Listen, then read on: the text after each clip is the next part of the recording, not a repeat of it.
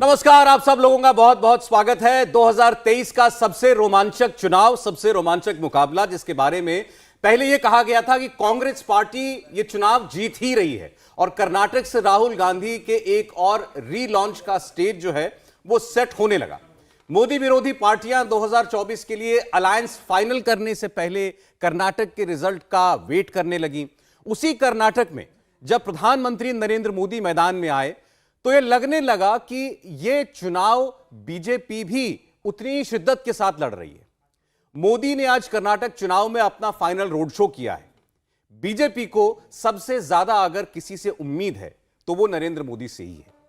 BJP को लगता है कि मोदी ने कर्नाटक की हवा का रुख उसकी ओर मोड़ दिया है। कांग्रेस के पंजे से कर्नाटक को छीन लाए हैं प्रधानमंत्री, ये बीजेपी मानती है। लेकिन कर्नाटक के वोटर क्या मानते हैं? कौन जीतेगा कर्नाटक? मुख्यमंत्री कौन बनेगा? क्या कर्नाटक से राहुल गांधी रिलॉन्च होंगे या दक्षिण के भगवा दुर्ग में मोदी एक और विजयी होंगे? कुमारस्वामी फिर से किंग बनेंगे या किंग मेकर बनकर संतुष्ट रहेंगे? इंडिया टीवी सीएनएक्स ने यह जानने के लिए सबसे बड़ा, सबसे ऑथेंटिक ओपिनियन पोल किया है। और इस ओपिनियन पोल के नतीजे आपके सामने हम रखें।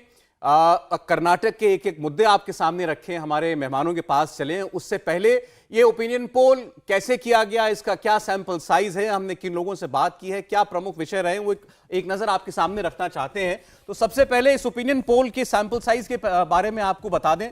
और अब चुनावों से पहले कोई और ओपिनियन पोल आने भी नहीं जा रहा है, तो इस ओपिनियन पोल में जहां 11,200 का सैंपल हमारे पास है, 112 सीटों पर जाकर ये ओपिनियन पोल किया गया है।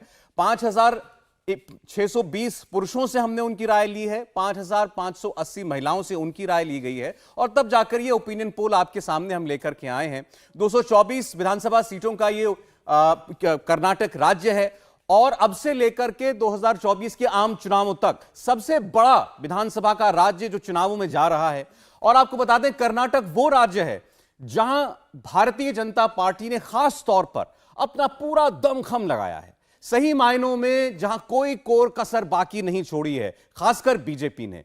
कांग्रेस पार्टी ये शुरुआत से मानकर चल रही थी कि इस राज्य में वो आगे चल रही है। बहुत से आपने एनालिस्ट को ऐसा मानते हुए सुना होगा कि इस चुनाव में फ्रंट रनर कांग्रेस पार्टी है ही, बल्कि फासला इतना है दोनों दलों के बीच में जिसे पाट पाना बीजेपी के लिए शायद असंभव रहा हो। लेकिन देखा आपने, जैसे जैसे ये चुनाव जो है 10 तारीख के नजदीक पहुंच रहा है, बीजेपी इस गैप को कम करने में, या कुछ लोगों का ऐसा मानना है कांग्रेस से आगे निकलने में भी कामयाब हो गई है। ऐसा बहुत से लोगों ने अब कहना शुरू कर दिया है। इंडिया टीवी सीएनएक्स के ओपिनियन पोल में क्या निकल कर आया, थोड़ी देर में आपके सामने आंकड़े होंगे। लेकिन आपके सामने हम पहले रखना चाहते हैं कुछ बड़े फैक्टर्स इस चुनाव में जो निकल करके अभी तक सामने आए।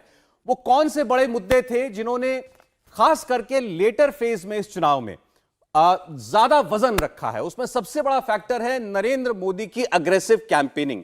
तो एक प्रश्न जो हमने अपनी ओपिनियन पोल में अपने रिस्पोंडेंट्स के सामने रखा वो ये कि मोदी की अग्रेसिव कैंपेनिंग से क्या नतीजा बदलने वाला है। इसका जवाब हमें मिला 35% लोगों में हां में। 21% लोगों को लगता है कि हां, कुछ बदलाव जरूर आएगा नरेंद्र मोदी की इस अग्रेसिव कैंपेनिंग से। 30% लोगों को लगता है कि इससे फर्क नहीं पड़ेगा, यानी जनता ने जो अपना मूड बना रखा था वो बना रखा था। नरेंद्र मोदी ने जरूर एक बहुत अग्रेसिव कैंपेन किया अंत के दिनों में, लेकिन उससे जनता अपना मूड नहीं बदलेगी। 14% लोगों को लगता है कि इसके बारे में उनकी कोई स्पष्ट राय नहीं है। लेकिन 35% लोगों को, सबसे ज्यादा लोगों को यह लगता है कि नरेंद्र मोदी के इतने आक्रामक प्रचार का जरूर बीजेपी को फायदा पहुंचने जा रहा है। अब ये कितना होता है, क्या स्केल्स बिल्कुल बदल जाते हैं, इसके बारे में अब जब आप नतीजों पर हम जाएंगे ओपिनियन पोल के, तब हम इसके बारे में और डिटेल में बात कर सकते हैं। मेहमानों का स्वागत करना चाहते हैं जो आज हमारे स्टूडियो में इस वक्त मौजूद हैं। हमारे साथ रामकृपाल सिंह जी हैं, जाने माने वरिष्ठ पत्रकार हैं। रामकृपाल जी, स्वागत है आपका। संगीत रागी जी हमारे साथ हैं, राजनीतिक विश्लेषक हैं। रागी साहब, आपका स्वागत है।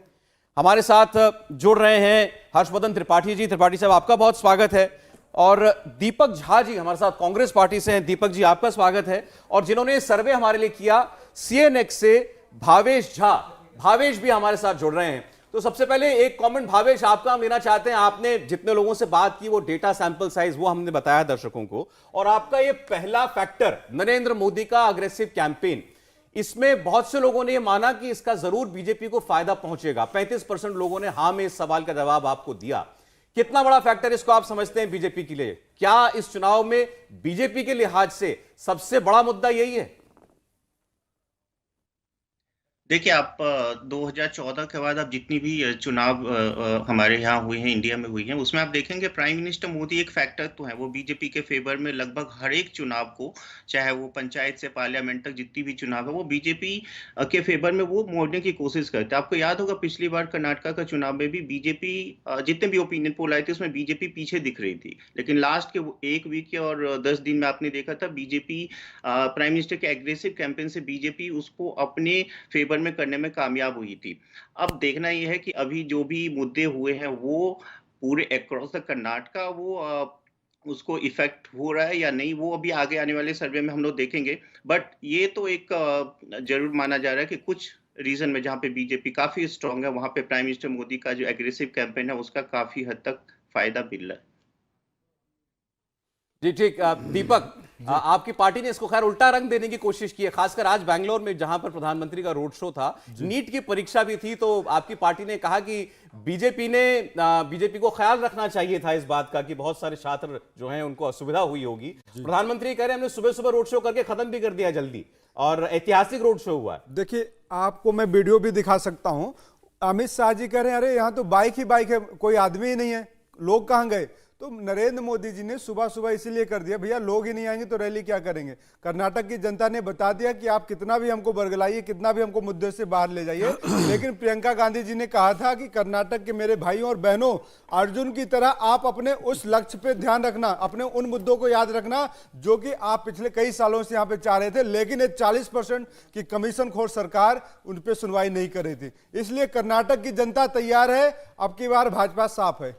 आपने भी अपनी बात की शुरुआत की तो प्रियंका जी से शुरुआत की, मुझे लगा राहुल जी बोलेंगे आप कुछ, कि उन्होंने क्या कुछ बोला वो दिखाई भी नहीं दिया। देखिए, राहुल भी हमारे नेता हैं, प्रियंका भी हमारे नेता है। अरे आपको तो खुश होना चाहिए कि हमने प्रियंका जी से शुरुआत की, नारी शक्ति को आगे बढ़ाया। तो वैसे राहुल जी कहाँ, उनसे क्यों कांग्रेस पार्टी कैंपेन क्यों नहीं करा रही? क्या ये मुद्दा है क्या कि राहुल जी के बारे में बात करें? नहीं, अगर मुद्दा है तो बताइए। मुद्दा आप ही का है। नहीं, मुद्दा हमारे लिए तो, सौरभ जी आप बहुत अच्छे पत्रकार हैं, भाजपा के नेता आपसे बहुत डरते हैं, पता है आपको कि नहीं पता है? कांग्रेस वाले सारे आपको जवाब देंगे, राहुल जी, प्रियंका जी, कमलनाथ, दिग्विजय, सचिन पायलट, ये सारे कांग्रेस के बटवृक्ष हैं। आप ये समझिएगा, कांग्रेस पार्टी में उनका सौभाग्य कि इतने सारे के सारे दिग्गज हैं और बड़े बड़े नेता हैं। लेकिन भाजपा किस तरीके से साजिश रच रही है कि कर्नाटक के एक दलित व्यक्ति को कर्नाटक में मारने की साजिश रच रही है। आपको पता चला होगा कि इनके विधायक के कैंडिडेट खड़गे जी को मारने का प्लान कर रहे हैं, ये ऑडियो वायरल हुआ है, और इस पे सरकार की कोई सफाई नहीं आई है। तो देखेंगे कि कितना दुर्भाग्य का दिन है भाजपा के लिए कि किस तरीके से चुनाव जीतना चाहते हैं। चलिए, वो तो आने वाला वक्त बताएगा। लेकिन हर्षवर्धन जी, जिस मुद्दे पर हम चर्चा कर रहे हैं कि प्रधानमंत्री नरेंद्र मोदी जितने एग्रेसिवली चुनाव प्रचार कर रहे हैं, आपकी नजर में क्या लगता है? जितने पिछले चुनावों में हमने देखा है कि पीएम अगर आखिरी दौर में, आखिरी चरण में आकर इतना एग्रेसिवली चुनाव करते हैं तो चुनाव की हवा थोड़ी सी बदलती है। कर्नाटक में ऐसा लग रहा है? देखिए, प्रधानमंत्री नरेंद्र मोदी के कहीं जाने से हवा बदलती है, इसको लेकर हम लोगों को कोई ज्योतिषी वाली भविष्यवाणी करने की ज़रूरत नहीं है। जब मैं उनके रोड शो देख रहा हूं तो मुझे वाराणसी याद आ जाता है। उस वक्त विपक्षी पार्टियों ने कहा था कि मोदी जी चुनाव हार रहे हैं, यूपी जा रहा है, उनका अपना संसदीय क्षेत्र रिस्पॉन्स नहीं दे रहा है, तो इसलिए 3 दिन टिक गए। जब गांधीनगर अहमदाबाद में उन्होंने रोड शो किया तो कहा गया कि देखिए हालत पतली है, बड़ी मुश्किल से भाजपा जीतेगी, और जब नतीजे आए तो सबने देखा। कर्नाटक में बिना किसी बहस के कांग्रेस पार्टी मजबूत ग्राउंड पर थी। भारतीय जनता पार्टी के बहुत बड़े बड़े नेता, जिसमें पूर्व मुख्यमंत्री जगदीश शेट्टार, लक्ष्मण सावदी से लेकर बहुत से नेता जो भाजपा के एक तरह से कहें कि फाउंडेशन स्टोन थे, वो गायब हो गए। लेकिन कमाल की बात यह कि जिसको मजबूती से कांग्रेस को अपने पक्ष में करना चाहिए तो वो छोड़ के कांग्रेस कह रही है कि खड़गे जी को जान से मारने की धमकी मिल गई है। वो कह रही है कि देखिए, जब हम मुद्दों की बात करते हैं, और आप कर्नाटक का चुनाव देखिए तो एक्सप्रेसवे, एयरपोर्ट, फ्लाईओवर, किसानों को सम्मान, इसको प्रधानमंत्री ने मंड्या से लेकर और बेंगलुरु तक किया। लेकिन कांग्रेस कहां गई? जहरीला सांप, बजरंग दल पर प्रतिबंध। यह चुनाव जो 10 मई को होगा, प्रतिक्रिया का चुनाव हो, और प्रतिक्रिया में कौन जीतता है कोई छिपी बात नहीं। लेकिन आपने कहा कि कांग्रेस पार्टी मजबूत ग्राउंड पर थी, आप थी वाले निष्कर्ष पर आ गए अभी से? नहीं, मैं पूरी तरह से अभी नहीं कहूंगा। ईमानदारी से मैं कहूं तो मुझे अभी नहीं लगता कि एकदम से कांग्रेस थी हो गई है। लेकिन मुझे यह लग रहा है कि जिन मुद्दों पर कांग्रेस को लीड लेनी थी वो उसने छोड़ दिए, जो उसकी ताकत हो सकते थे वो उसने छोड़ दिए। और यह भी आप देखिए कि जो खड़गे जी के ऊपर कहा गया कि अब हमला होगा, वो पहले से लड़ाई है। प्रियांक खड़गे और मणिकांत, वो दोनों जो आमने सामने प्रत्याशी हैं, वो लड़ते रहे हैं वहां। पहले भी नवंबर में ऐसी एफआईआर करा के उसको जेल भेजने की कोशिश हुई थी, फिर जमानत मिली थी। सवाल यहां यह है कि क्या स्टेट इलेक्शन में खड़गे जी इतना बड़ा मुद्दा है, और अगर वहां पहुंचना पड़ गया कि राष्ट्रीय अध्यक्ष को मार दिया जाएगा, तो कांग्रेस मतलब कहीं ना कहीं पीछे जा रही है। रामकृपाल जी, मैं आपके पास आ रहा हूं। अब जो जिक्र छेड़ा हर्षवर्धन जी ने, उसको आगे बढ़ाते हुए कहानी को, नरेंद्र मोदी ने इस कैंपेन में 2 मुद्दों पर अगर सबसे ज्यादा जोर दिया, वो भी आखिर के दिनों में, तो जिसमें से एक का जिक्र किया अभी हर्षवर्धन जी ने, जहरीले सांप वाली बात, और दूसरा बजरंग बली। अब ये दोनों ऐसे मुद्दे थे जो बैठे बैठाए कांग्रेस पार्टी की अपनी गलती से नरेंद्र मोदी की झोली में गिरे, और वो उसको भुनाने में पूरी तरीके से लग गए और काफी हद तक उसको भुनाया भी।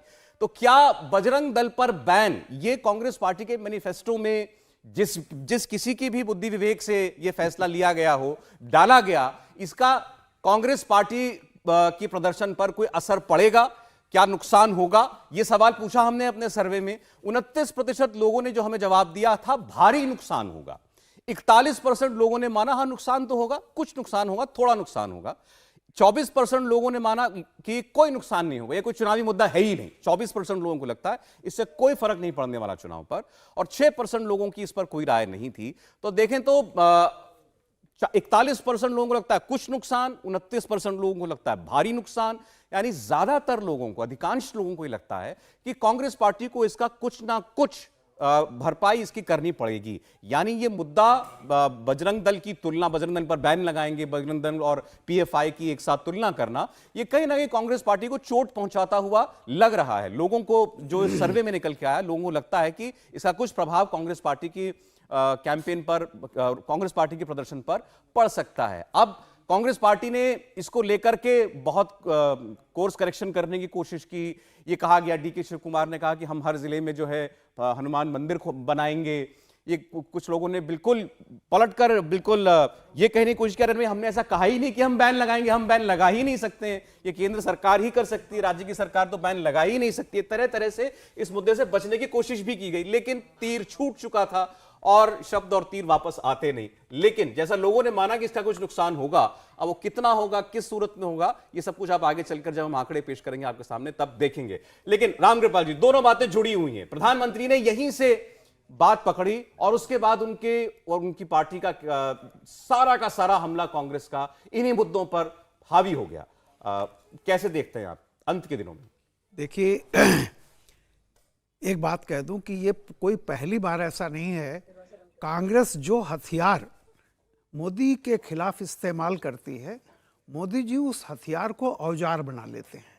ये पहली बार नहीं हो रहा है, लेकिन कांग्रेस बार बार वही काम करती है, और हमेशा जब उसको वो औजार बना लेते हैं तब कांग्रेस सफाई शुरू करती है कि नहीं नहीं ऐसा है वैसा है।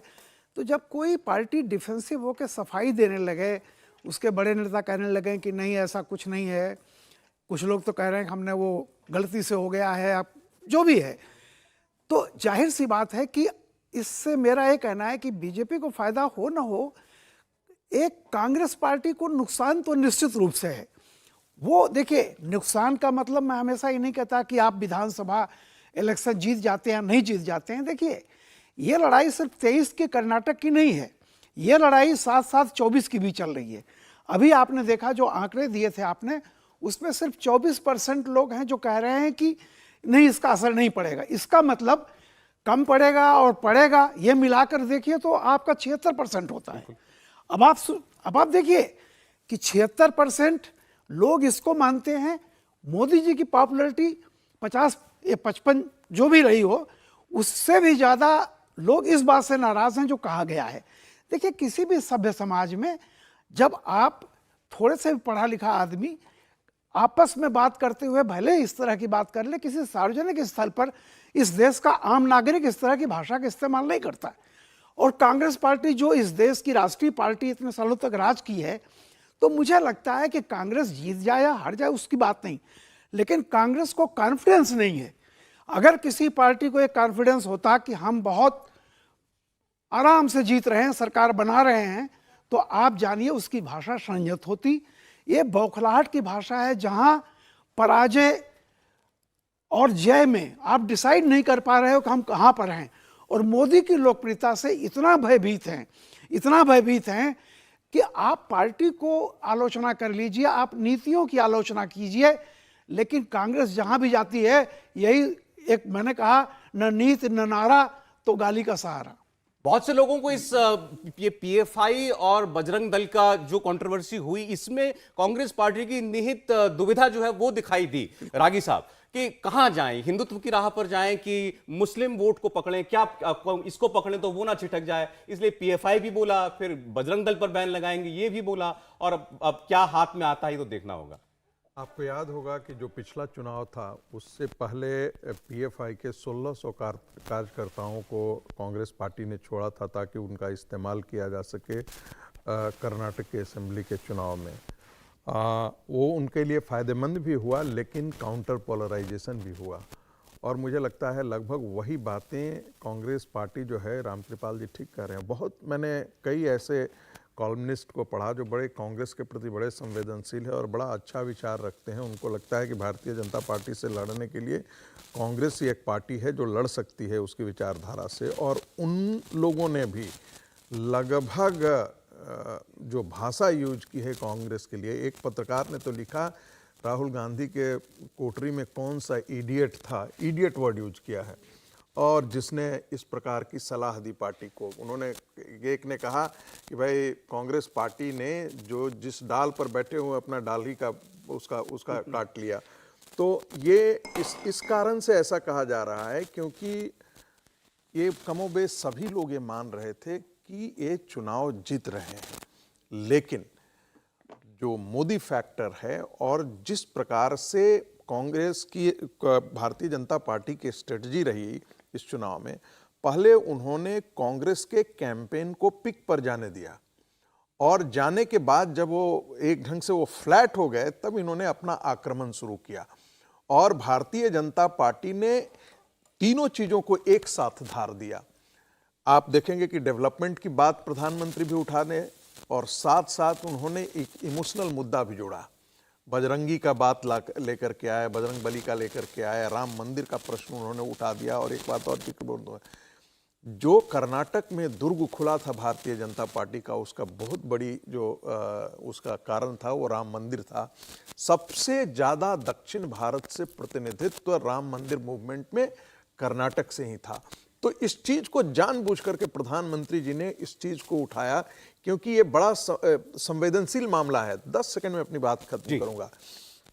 देखिए, भारतीय जनता पार्टी एक मैसेज देना चाहती है और ये देना चाहती है कि यदि आपने, वहाँ के लोग यदि चाहते हैं कि सरतन से जुदा जैसे नारे लगे, पीएफआई का वर्चस्व हो, तालिबानी शासन जैसा कोई वहाँ पर हो। आपने देखा होगा कि बंगलुरु से ही हिजाब का मूवमेंट शुरू हुआ। ईरान में महिलाएं जो है हिजाब के खिलाफ प्रदर्शन कर रही थी और भारत के अंदर हिजाब के पक्ष में प्रदर्शन किया जा रहा था। तो एक प्रकार से वहाँ के हिंदुओं के लिए भी एक प्रकार से मैसेज है, एक हिडन मैसेज इसमें छुपा हुआ है कि आपको निर्णय करना है कि आप इस प्रकार की मानसिकता वालों को परश्रय देने वाले कांग्रेस के शासन में आना चाहते हैं या भारतीय जनता पार्टी का योगी मॉडल के साथ रहना चाहते हैं। आपकी बात पर दीपक बोलना चाह रहे हैं। दीपक, एक बार शाहजा जी जुड़ी है, उनका एक कमेंट लेकर के फिर मैं आता हूं आपके पास। शाहजा जी, स्वागत है आपका। आज ये ओपिनियन पोल क्या कहता है, थोड़ी देर में आंकड़े हम रखेंगे, लेकिन जो अब तक मुद्दे दिखाई दिए वो भी खासकर प्रचार के अंतिम दिनों में, हमने अभी तक बात की है प्रधानमंत्री के अग्रेसिव कैंपेन की, हमने कांग्रेस पार्टी की गलती की बात की जिसको प्रधानमंत्री ने बखूबी पकड़ा और उसको भुनाया, जिसमें पीएफआई और बजरंग दल की तुलना और बजरंग दल पर बैन की बात थी। लेकिन बहुत से लोगों ने कहा कि इसमें बीजेपी की डेस्परेशन भी दिखाई देती है कि कैसे प्रधानमंत्री को बजरंग दल पर बैन को बजरंग बली के साथ जोड़ना पड़ गया। और बीजेपी किस तरीके से प्रधानमंत्री को तपती धूप में किलोमीटर घंटों जो है मजबूर कर रही है बेंगलोर की गर्मी में कैंपेन करने के लिए। सबसे पहले तो मैं कहूंगी कि हमारे प्रधानमंत्री जी मोदी जी बहुत ही कमाल के प्राइम मिनिस्टर, प्रधान सेवक तो हैं ही, लेकिन जिस तरह से वो कैंपेन करते हैं और जिस तरह से वो अपनी बात का प्रचार करते हैं, जो उनकी मैसेज और संदेश होता है और उसकी जो क्वालिटी होती है वो उसमें उनका कोई मुकाबला नहीं कर सकता। और सीधे सीधे दिल से जोड़ते हैं रिश्ता, वो उनका संवाद जो है सीधे लोगों के दिलों तक जाता है। ये उनकी खास ताकत है और यही है मोदी जादू, यही है मोदी मैजिक, जिसका जिक्र पहले भी किया गया। तो चाहे वो मोदी मैजिक हो, और हमने देखा कि पूरी तरह से 100% किसी मजबूरी के तहत नहीं, जैसे कि आपने अभी जिसका हमें हिंट दिया, लेकिन 100% दिलो दिमाग, जोश और होश के साथ पूरी तरह से अपने को झोंक देना और अपनी बात, अपने मैनिफेस्टो, अपने संकल्प का, और जो आपका वादा है लोगों के लिए, अभी कर्नाटक की बात हो रही है तो कर्नाटक के लिए क्या क्या बहुत ही स्पष्ट और सहज रूप से सीधे तौर पे प्रधानमंत्री जी ने रखा है। तो ये तो प्रधानमंत्री जी हमारे हैं जो, और इस बात की अगर जलन औरों को है कि उनके कैंपेनर हमारे पीएम की तरह नहीं है, तो वो उनसे सवाल पूछिए। ये हमारे बहुत कोर स्ट्रेंथ है हमारे लिए कि हमारे पीएम जैसे हैं जिनको चाहे धूप हो। ठीक है, मैं चूंकि एक और ऐसा मुद्दा है शाजिया जी जिसकी जिक्र, अगर सर के पीएफआई या बजरंग दल की बात हो तो इसकी शुरुआत किसने की, ये मुद्दा कहाँ से आया, और क्या कभी हमने ये नहीं बताया कि कर्नाटक में रेलवे इंफ्रास्ट्रक्चर, ठीक है, उसकी शुरुआत कांग्रेस ने की और इसीलिए कहा जा रहा है ना कि जिस लूप होल का आपको इंतजार था शाजिया जी, वो लूप होल खुद आपको कांग्रेस ने दे दिया और आखिरी वक्त में आप इसे बुनाने की कोशिश कर रही हैं। मैं आपके पास लौटूंगी क्योंकि और भी तमाम ऐसे सवाल हैं जिनके जवाब अभी आना बाकी हैं, और कौन कौन से मुद्दे और ऐसे रहे हैं जिन पर ये कर्नाटक का चुनाव निर्भर किया है, वो हम लगातार अपने दर्शकों को बता रहे हैं। और ऐसा ही एक और मुद्दा है जो कर्नाटक चुनाव से ठीक पहले सामने आया, वो मुस्लिम आरक्षण को खत्म करने का था। और यही सवाल हमने जब अपने लोगों के सामने पूछा तो उन्होंने क्या जवाब दिया, उसका क्या मतलब निकलकर सामने आ रहा है, आइए जल्दी से आपको बता देते हैं। मुस्लिम आरक्षण हटाने का फैसला कैसा साबित होगा, गैर मुस्लिमों की इसमें राय है। तो समर्थन में 54% लोग हैं, इस फैसले का समर्थन करते हैं, जबकि विरोध करने वाले 25% लोग हैं और कह नहीं सकते, यानी उनकी कोई राय नहीं है इस मसले पर, वो 21% लोग हैं। यानी देखिए बड़ा तबका है, 54%, यानी आधे से ज्यादा ऐसे लोग हैं जो ये मानते हैं कि मुस्लिम आरक्षण हटाने का जो फैसला है सरकार का वो बिल्कुल ठीक है। हालांकि देखिए इस पर जमकर बयानबाजी हुई, कांग्रेस ने इसे भुनाने की कोशिश की,